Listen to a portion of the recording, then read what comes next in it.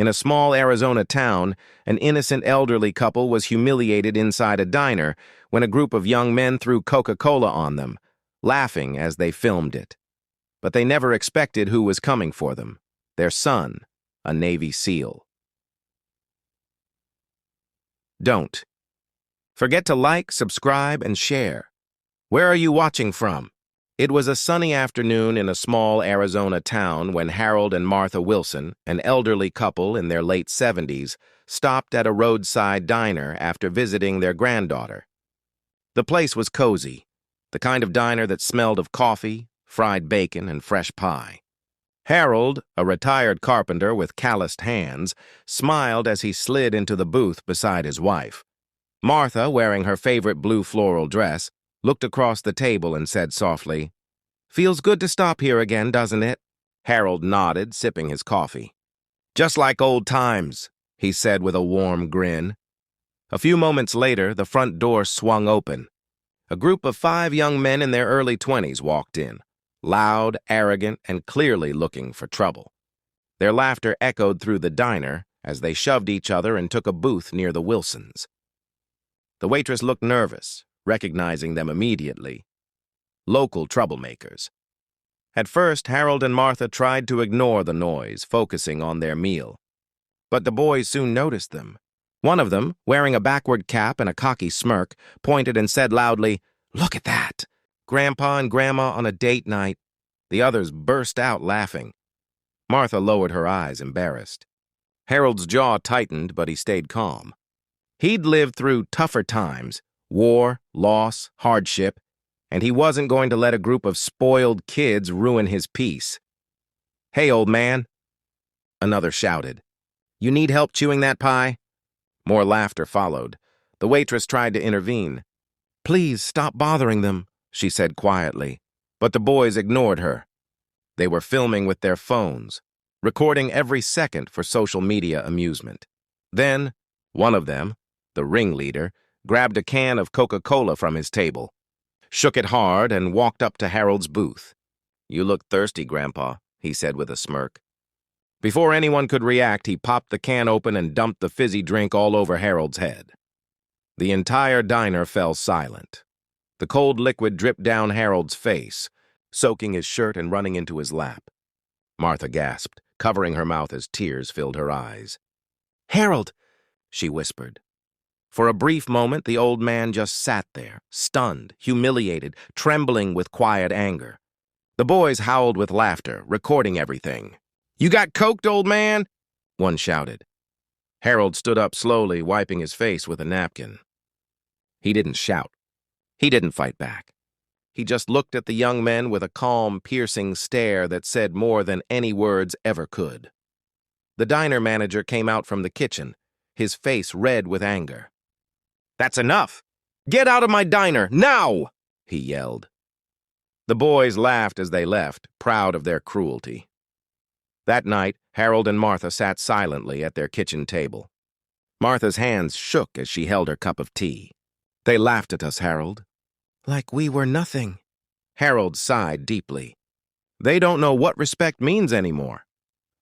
But what they didn't know, what they couldn't know, was that Harold and Martha had a son named Ethan Wilson, a decorated Navy SEAL who had just returned home from deployment.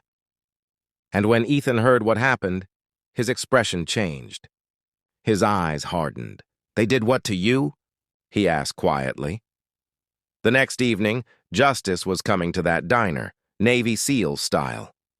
The next evening, the neon sign of Maggie's Diner flickered in the desert night.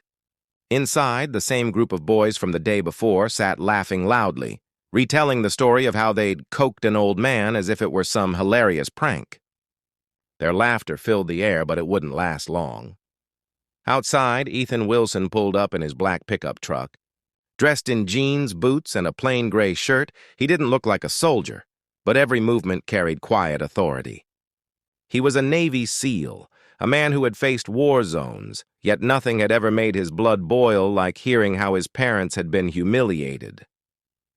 As he stepped inside, the diner went silent for a moment.